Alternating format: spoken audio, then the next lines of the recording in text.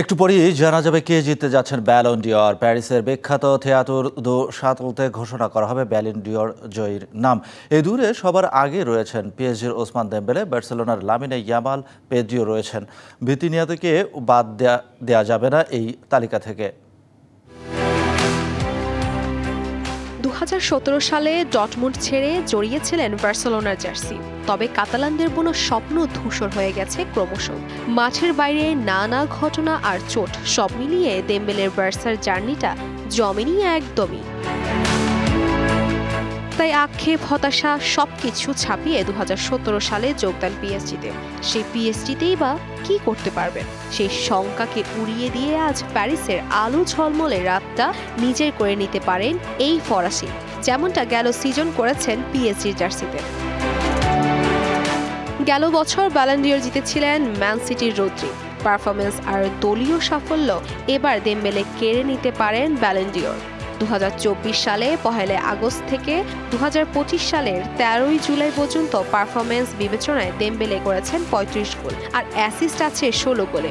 Champions লিগের final সহ জিতেছেন লিগা 1 ও ফ্রেঞ্চ কাপও।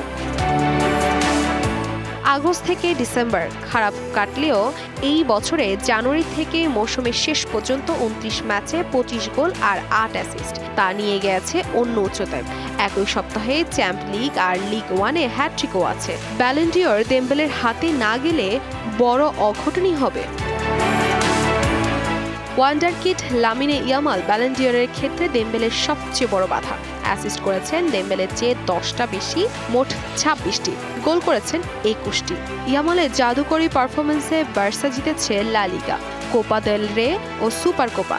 21 বছরের কম বয়সী কেউ কখনো ব্যালন ডিওর জেতেনি। ইয়ামাল জিতলেও সেই রেকর্ডও ভেঙে যাবে।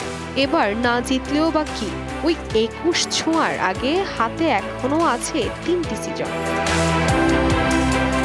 ব্যালন ডিওরের দৌড়ে দেমবেলে আর ইয়ামালের সাথে শোনা যাচ্ছে পর্তুগালের ভিতিনহার নাম। পিএসজি গোলবার ব্যালন ডিওরের শর্ট লিস্টে থেকেই বাদ পড়েছিলেন।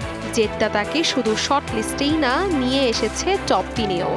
8 গোল আর 8 অ্যাসিস্ট বোঝাতে পারবে না প্যারিস সেন্ট জার্মেইয়ের জন্য তিনি করেছেন শেষ মৌসুমে। উলভারহ্যাম্পটন থেকে ধারে প্যারিসে আসা লুই এনরিকের দলের জন্য তিনি এক অমূল্য সম্পদ।